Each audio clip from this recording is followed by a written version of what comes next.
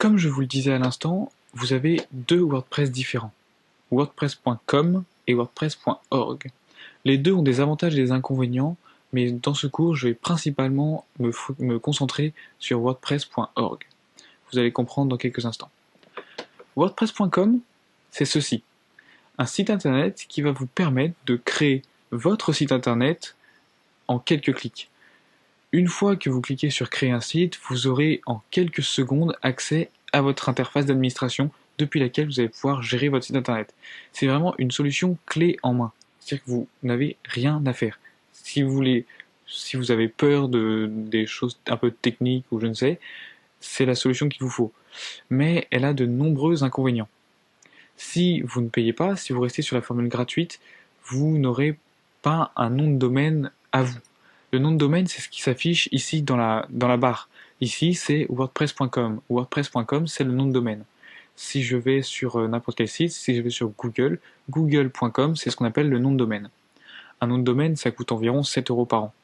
Mais voilà, si vous n'achetez pas justement, si vous êtes sur la version wordpress.com, vous ne pourrez pas avoir un nom de domaine propre sans payer.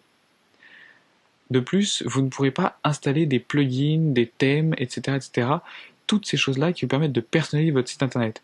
Vous ne pourrez pas installer tout ça parce que vous êtes bloqué, vous n'êtes pas sur votre propre serveur. C'est la société automatique qui gère cette solution WordPress.com qui a toutes vos données et elles sont bloquées sur leur serveur. Vous n'y avez pas accès. A l'inverse, WordPress.org vous permet de télécharger WordPress et de l'installer sur votre propre serveur. Ça, la question du serveur, je vais y revenir dans quelques vidéos, dans les cours suivants. Avec WordPress.org, vous pouvez très facilement tout gérer. Une fois que vous l'avez installé sur votre serveur, c'est l'objet des cours suivants, une fois que vous l'avez installé, vous pouvez tout modifier. Si vous voulez modifier le code, vous pouvez même modifier le code. Mais nous, ce qui nous intéresse, c'est modifier les thèmes, ajouter des plugins, ajouter des widgets, gérer la personnalisation comme vous l'entendez, etc.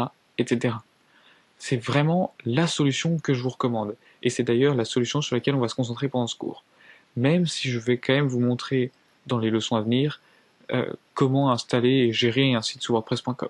Mais cette partie n'a pas grand intérêt puisque ce qui nous intéresse vraiment, c'est d'avoir un site internet sur lequel on peut tout faire et qui nous appartient complètement, c'est-à-dire un site sur WordPress.org.